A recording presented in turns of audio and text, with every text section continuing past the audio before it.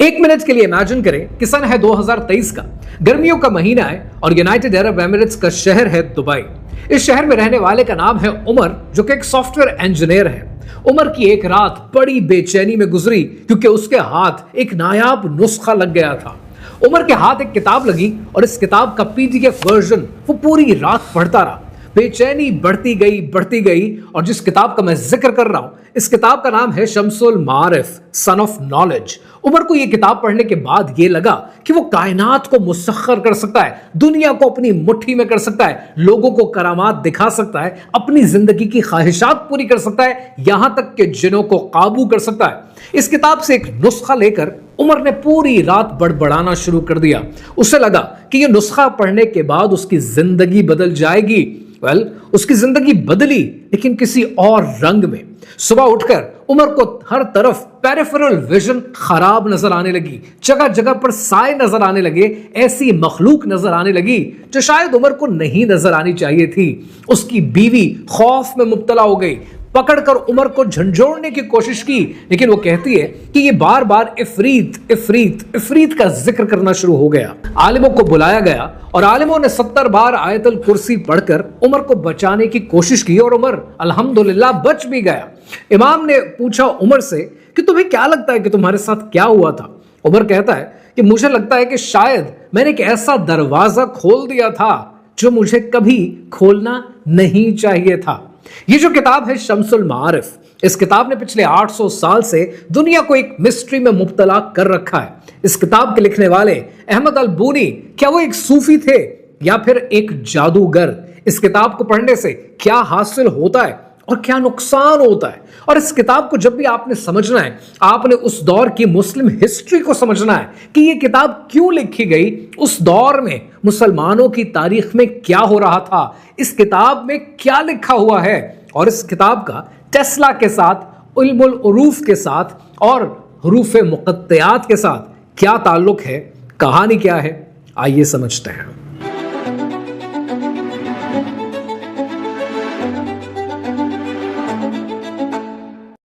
ये कहानी शुरू होती है सन 1165 में। अलमोहद की खिलाफत अपने उरूज पर जारी थी और अल्जीरिया के शहर अनब्बा में, कि जिसका पुराना नाम बून है, वहां पर एक बच्चे की विलादत होती है और इस बच्चे का नाम रखा जाता है अहमद इब्ने अली अल-बूनी। अल-बूनी की पैदाइश किसी जादूगर घराने में नहीं हुई थी। इनकी पैदाइश उस घराने में हुई थी जहां इनके वालिद एक सूफी बुजुर्ग थे और कुरान मजीद से इल्म हासिल करते थे और लोगों में वो इल्म बांटा करते थे।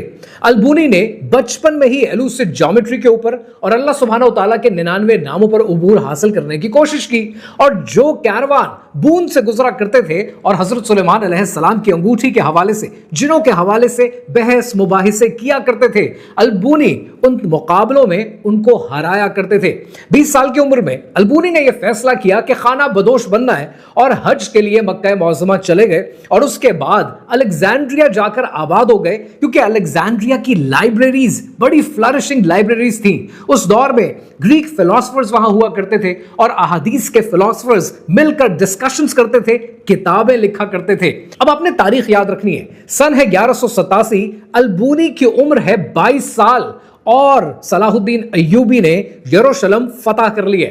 मुसलमानों के लिए एक बहुत बड़ा मार्का है, खुशी का दिन है, और इस खुशी के दिन में सेलिब्रेशंस तो की जा रही हैं, लेकिन ये सारी फतूहात मुसलमानों की मिलिट्री फतूहात हैं। मुसलमानों के माशरे में उस वक्त काफिरों की तरफ से फैलाया गया जादू आम हो रहा था और मुसलमानों पर जगह जगह पर यह इल्जाम भी लगता था कि जितनी इनकी मिलिट्री की फतूहात हैं, ये सब जादू की वजह से हैं। अब आपने तारीख याद रखनी है, सन है 1200 और इस 1200 के सन आते आते अल-बूनी की उम्र हो चुकी है 35 साल, और इस उम्र में, इस सन के अंदर बड़ा कुछ हो रहा है। इस वक्त अल अजहर की मस्जिद के अंदर 10,000 से ज्यादा ऐसे स्टूडेंट्स हैं कि जो एल्केमी के ऊपर बहस कर रहे हैं, फरिश्तों पर बहस कर रहे हैं। दूसरी तरफ बगदाद के अंदर किताबों पर किताबें लिखी जा रही हैं, इल्म हर तरफ बट रहा है। ये वो दौर है कि जब दुनिया में बॉर्डर्स नहीं होते थे, और जब बॉर्डर्स नहीं होते थे तो क्रिश्चियंस, ज्यूज और मुस्लिम्स मिलकर इकट्ठे बहस भी करते थे, डिस्कशंस करते थे और इसराइलियात की बहुत सी चीजें हमारे आम फहम कल्चर के अंदर शामिल हो जाती थीं।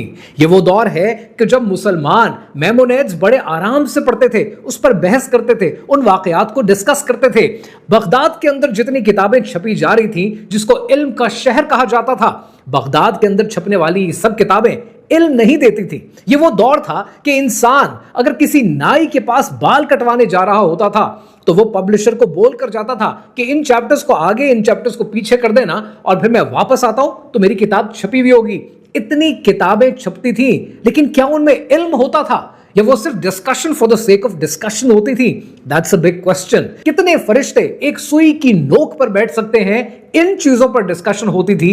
प्रैक्टिकली ह्यूमन लाइफ को आप कैसे बेहतर बनाते हैं, इन चीजों पर डिस्कशन नहीं हुआ करती थी। ये इल्म तो था, लेकिन ये सिर्फ बराए नाम था। और इस 35 साल की उम्र में अलबूनी ने 40 मज़ामीन लिखे, और ये मज़ामीन इल्मुल हुरूफ के बारे में है, जिनको कभी किसी ने कंटेस्ट नहीं किया। उन्होंने इन मज़ामीन के अंदर इब्ने अरबी की फुसूसुल हिकम से इंस्पिरेशन लेकर उसको चैनलाइज किया और ये कहने की कोशिश की कि जो डिवाइन क्रिएशन है, ये 28 हुरूफ जो अरबी के हैं, इसके साथ कनेक्टेड है।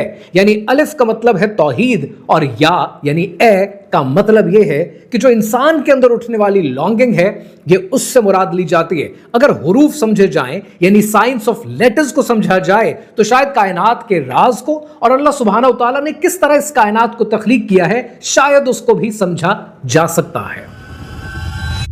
अब जो तारीख आपको बताने लगा हूं, ये तारीख आपने याद रखनी है। सन है 1220, और इसके बाद मुसलमानों की तारीख हमेशा के लिए बदल जाती है। इस साल के अंदर मंगोल हमला करते हैं और तहस नहस करके रख देते हैं बगदाद का, वो शहर जिसको इल्म का शहर कहा जाता है। वहां पर जगह जगह लाइब्रेरीज को आग लगा दी जाती है, 4 लाख से ज्यादा किताबों को जला दिया जाता है, खून सड़कों पर बहने लगता है, और मुसलमान एक तारीख दौर से गुजरने लगते हैं। अलबूनी, जिनकी उम्र 60 साल के करीब है, 1225 में अपनी किताब लिखते हैं, और इस किताब का नाम है शम्सुल मारिफ लताइफुल अवारिफ, और ये किताब 40 सफ़हात पर मुश्तमिल है। और ये किताब ये कहती है कि रूहानियत के अंदर आगे बढ़ने के लिए किसी सूफी को, किसी बुजुर्ग को, किसी तालिबे इल्म को क्या करना चाहिए। सन 1225, जिस साल अलबूनी ने अपनी किताब शम्सुल मारिफ लिखी, उसी साल अलबूनी का इंतकाल हो गया, और मिस्र के रेगिस्तान में कहीं ना कहीं गुमनाम एक कब्र के अंदर अलबूनी इस वक्त भी सो रहे हैं।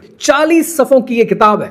और आज के दौर में Noah Gardner, who is a researcher on इल्मुल हुरूफ, वो ये कहता है कि Albuni was not a bad man, वो एक डिवोटेड सूफी था, और उस सूफी ने अपना इल्म उन 40 सफ़ों में दिया है। लेकिन आज जो शम्सुल मारिफ आपके सामने रखी जाती है, वो 40 सफ़ों की किताब नहीं है, वो किताब 600 से ज्यादा सफ़ों की है। अब ये कहानी बदली कैसे, आइए समझते हैं।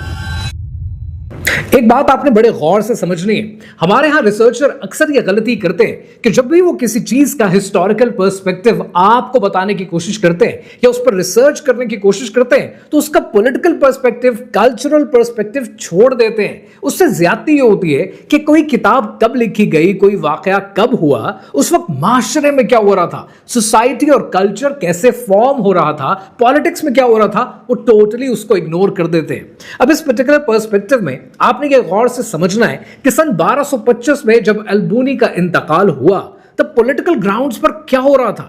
सन 1225 के अंदर एक तरफ क्रूसेडर्स यरूशलेम को वापस हासिल करने की कोशिश कर रहे थे, दूसरी तरफ मंगोलों से डर मौजूद था क्योंकि मंगोलों की फतुहात कॉन्टिन्यूस बेसिस पर जारी थी, और तीसरी तरफ जो मुसलमानों की लीडरशिप थी वो ममलूक्स के हाथ में थी। अब ये ममलूक्स कौन थे? ये ममलूक्स वो गुलाम थे जिन्हें गुलाम बनाने के बाद मिलिट्री ट्रेनिंग दी गई, और मिलिट्री ट्रेनिंग के नतीजे में लीडरशिप उनके हाथ में आई। और दुनिया में हर तरफ जब भी लीडरशिप किसी के हाथ में आती है, वहां पर शाह से ज्यादा शाह के वफादार पैदा हो जाते हैं। इन्हीं ममलूक्स में आगे चलकर आपने सुल्तान बेबार्स की कहानी भी सुनी है कि जिसने मंगोलों को हराया और मंगोलों को ऐन जलूत के मकाम पर हराया। अब वो कहानी क्या है उसके बारे में इंशाअल्लाह फिर कभी बात करेंगे, लेकिन ममलूक्स के अंदर और मुसलमानों की लीडरशिप के अंदर, और खास तौर पर अय्यूबीज की वो लीडरशिप जो डायनेस्टी खत्म होती जा रही थी, बहुत से ऐसे लोग थे जो बादशाहों को और खलीफाओं को खुश रखना चाहते थे, और उन्होंने ये कहा कि अगर आपने मंगोलों का मुकाबला करना है, क्रूसेडर्स का मुकाबला करना है, तो माशरे में जो जादू फैला हुआ है, इन ताकतों का इस्तेमाल आपको भी करना पड़ेगा। और अपने शाहों को खुश करने के लिए जो किताब वो मंजर आम पर लाते थे वो जादू से भरपूर होती थी, क्योंकि जैसे मैंने आपसे पहले अर्ज किया कि उस दौर के अंदर जूडाइज्म से इसराइलियात के वाकयात कॉमन थे माशरे के अंदर। जोहार्स की लेटरिज्म पढ़ाई जाती थी और उस वक्त शम्सुल मारिफ के अंदर अमालगमेशन होना शुरू हो गई। किताब में नए नए चैप्टर्स ऐड किए गए, जबकि किताब के राइटर का इंतकाल 1225 में हो चुका है। सन 1260 आते आते 7 सील्स का चैप्टर ऐड हो गया, यानी किस तरह जिनों को और बदरूहों को काबू किया जाए ताकि उनका इस्तेमाल करके कंट्रोल हासिल किया जाए। ये चैप्टर्स शम्सुल मारिफ में इंट्रोड्यूस कर दिए गए। सन 1400 से लेकर सन 16 तक जब ऑटोमन एम्पायर अपने उरूज पर थी, तब टॉपकपी पैलेस के अंदर इस किताब का जिक्र होना शुरू हो गया। तब अल सयूती ने कहा कि ये किताब एक ऐसा शिर्क है कि जिसने नेक होने का चोगा पहन रखा है। तो इस किताब को दमिश्क में जलाया गया। फिर 1830 आते आते अल्जीरिया के ऊपर फ्रांस ने कब्जा कर लिया। अब फ्रांस ने मुसलमानों को वरगलाने के लिए इस किताब का कुबरा एडिशन निकाला, यानी इतना बड़ा एडिशन जिसमें सब कुछ शामिल होगा शम्सुल मारिफ का। अब जब शम्सुल मारिफ का ये एडिशन छपने लगा तो मुसलमान आपे से बाहर हो गए और इस किताब को नजफ में जलाया गया।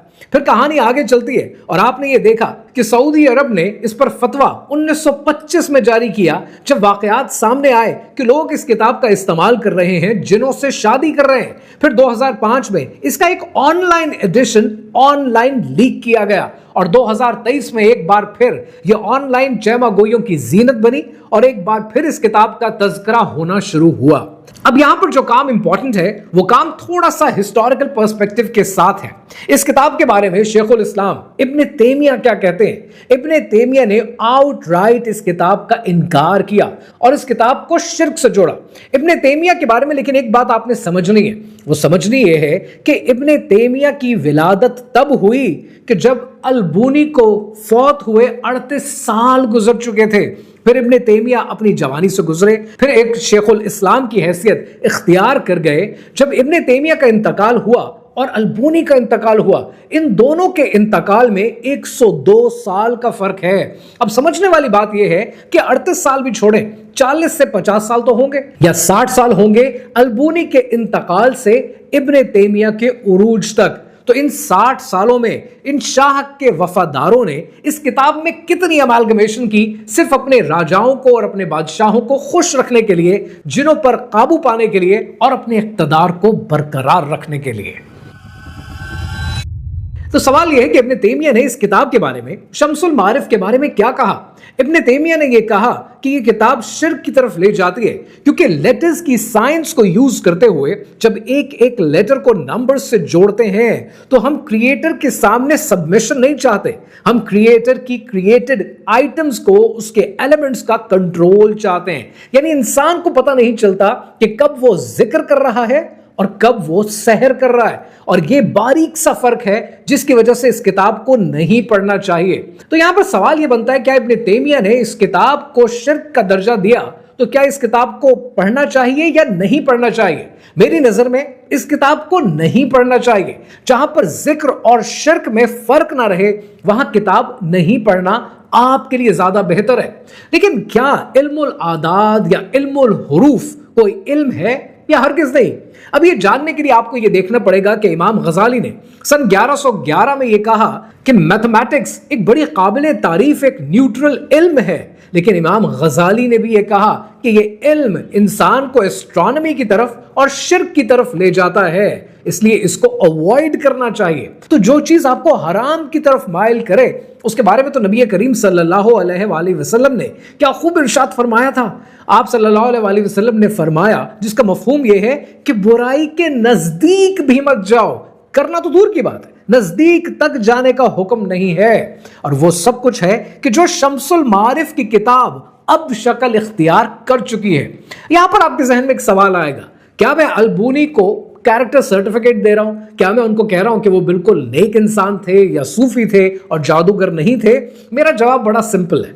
आज दुनिया के हिस्टोरियन ये कह रहे हैं कि वो एक सूफी थे और उन्होंने सिर्फ 40 सफ़े लिखे थे, बाकी अमैलगमेशंस की गई हैं उस किताब के अंदर। मेरा जवाब यह है कि अलबूनी सूफी थे या जादूगर, मैं नहीं जानता। ये बात अल्लाह सुब्हानहू तआला को पता है, लिहाजा मैं किसी की कैरेक्टर असैसिनेशन नहीं करना चाहता। बट इस किताब को पढ़ने से मैं जरूर आपको यूं रोकूंगा, क्योंकि मैं नहीं जानता कि इस किताब में कौन सा पार्ट अलबूनी का है और कौन सा पार्ट बदल गया है। अब यहां पर आपके जहन में एक सवाल आएगा, तो भाई इस किताब में लिखा क्या है, ऐसा क्या खतरनाक है? आइए समझते हैं। वैसे तो आपको ये किताब खोलने की कभी जरूरत नहीं होनी चाहिए, लेकिन अगर आप सिर्फ जानने की हद तक इस किताब को खोलते हैं तो इस किताब को खोलते ही आपको ये समझ में आएगा कि इसके कितने ऐसे चैप्टर्स हैं जो वक्त के साथ साथ ऐड किए गए। ममलूक्स के दौर में जो एडिशन शुरू हुए वो 15वीं सदी आते आते 40 चैप्टर्स पर मुश्तमिल हो गई, और उसी के अंदर आपको एक बुक ऑफ तलिस्मान का चैप्टर मिलता है जो इस किताब के बैरूत एडिशन में आपको नजर आएगा। अगर आपको मेरी ये वीडियो याद हो कि जिसमें मैंने हजरत सुलेमान अलैहिस्सलाम की अंगूठी का जिक्र किया था, वहां उस जिन सखर जिन या इफरीत का भी जिक्र आया था।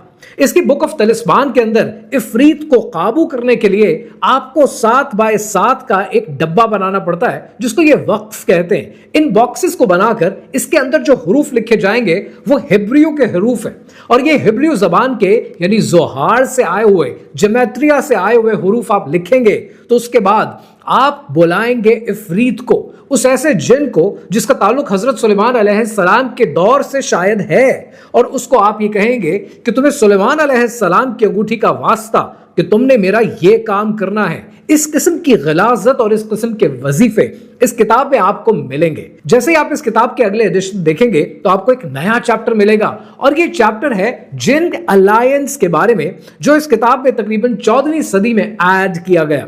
ये है महबूब आपके कदमों में, और महबूब को अपने कदमों में रखने के लिए इस किताब का चैप्टर ये कहता है कि जो दुआ आप पढ़ेंगे वो दुआ होगी ओ मारिद। अब सवाल ये है, ये मारिद कौन है? ये गहराइयों का मारिद कौन है जिसको आप बुला रहे हैं? ये इफरीत कौन है जिसको आप बुला रहे हैं? तो उस गहराइयों के मारिद, तुम्हें 19 महाफिजों का वास्ता, तुमने उसकी निगाहों को समंदर की तरह मेरी निगाहों पर मरकूज करना है। कि कौन सा इल्म है? ये वो इल्म है जो हारूत और मारूत ने शायद इस दुनिया में फैलाया, लेकिन उसके बारे में अल्लाह सुब्हानहू तआला ने क्या इरशाद फरमाया, जिसका मफहूम यह है कि हजरत सुलेमान अलैहिस्सलाम ने शिर्क नहीं किया, हजरत सुलेमान अलैहिस्सलाम ने नाफरमानी नहीं की। ये तो वो जिन हैं जो दुनिया को जादू सिखाते हैं। अब ये वो जिन हैं जो ये जादू सिखा चुके, और ये जादू आपकी जिंदगियों में घोला जाता है। विटनेसेस कहते हैं कि 17वीं सदी के अंदर यमन में जब महबूब आपके कदमों में ये वाला जादू किया गया, तो उसके बाद ऐसे कुत्ते हर तरफ नजर आने लगे जो उस जादू को करने वाले के घर के इर्द गिर्द बैठ गए, और उसके बाद उसके भी काम ना आए। और कितने ऐसे लोग हैं, अल्जीरिया के लोग हैं, जो अपने मरते हुए अपने डेथ बेड पर कहकर गए कि मैंने जिनों को बुलाने की कोशिश की और मैंने अपनी जिंदगी तबाह कर ली। अब यहां पर सवाल यह है कि क्या इल्मुल आदाद और इल्मुल हुरूफ कोई इल्म है, या इन दोनों में से कोई एक भी कोई इल्म है? अब इस बात को समझने के लिए आपको यह जानना पड़ेगा कि जो इल्म की शाखें हमारे सामने आज दुनिया में मौजूद हैं वो बहुत लिमिटेड हैं। इल्म बेशुमार है, और उन इल्म की बेशुमार डेफिनेशंस हैं, बेशुमार शाखें हैं। हम बहुत कम शाखों को जानते हैं, और अल्लाह सुब्हानहू तआला ने तो ऑलरेडी हमें बता रखा है कि इल्म लामहदूद है, लेकिन जितना इल्म हम हासिल कर सकते हैं वो हमेशा थोड़ा ही रहेगा। अब यहां पर एक समझने वाली बात है, अगर मुझे यह पता हो कि जितना बेशुमार इल्म दुनिया में मौजूद है, जो इल्म बराए अल्लाह भी है, इल्म बराए इल्म भी है, इल्म बराए माल भी है, उसमें से मेरे पास जितना आएगा वो हमेशा लिमिटेड होगा, वो जरूरत से ज्यादा मैं हासिल कर भी नहीं सकता। जितनी भी कोशिश करूं तो नेचुरली मेरा एक ही रिस्पॉन्स मैकेनिज्म बनता है, और वो रिस्पॉन्स मैकेनिज्म है टोटल सरेंडर, टोटल सबमिशन। जब मैं जानता हूं कि उस जात के पास सारा इल्म मौजूद है तो मेरा सजदे में झुक जाना बनता है। और जितना मेरा काम आप सोशल मीडिया पे देखते हैं बार बार, उसका लुब्बे लुबाब एक ही चीज है कि कहानी यह है कि वहदानियत की तरफ लौटें, वापस हम एक बार फिर टोटल सबमिशन, टोटल सरेंडर की तरफ जाएं। और रब्बे ताला तो खुद कहता है कि टोटल सरेंडर करोगे, जो तुम्हें चाहिए वो तो मैं तुम्हें दे ही दूंगा। अब यहां पर इंपॉर्टेंट बात यह है कि टेस्ला को आज साइंस के फील्ड में बहुत माना जाता है, बहुत पूजा जाता है, बहुत तारीफें की जाती हैं। टेस्ला ने इसके हवाले से 1931 में एक इंटरव्यू दिया था, और उसके अपने अल्फाज क्या हैं टेस्ला ने यह कहा कि if you only knew the magnificence of 3, 6 and 9 then you would have a key to the universe, कि अगर हमें 3, 6 और 9 इन 3 आदाद की कहानी समझ में आ जाए तो शायद यूनिवर्स की हमारे हाथ में लग जाएगी। तो इसका मतलब यह हुआ कि कहीं ना कहीं पर यह कोई ना कोई इल्म तो जरूर है, लेकिन आपने जब भी कोई इल्म हासिल करना है ना, आपने ये देखना है कि वो इल्म नाफे है या नहीं। जो इल्म आप हासिल कर रहे हैं उससे इंसान को, आपको कोई फायदा है, और क्या वो आपको रब्बे ताला से, अल्लाह सुब्हानहू तआला से जोड़ता है या नहीं।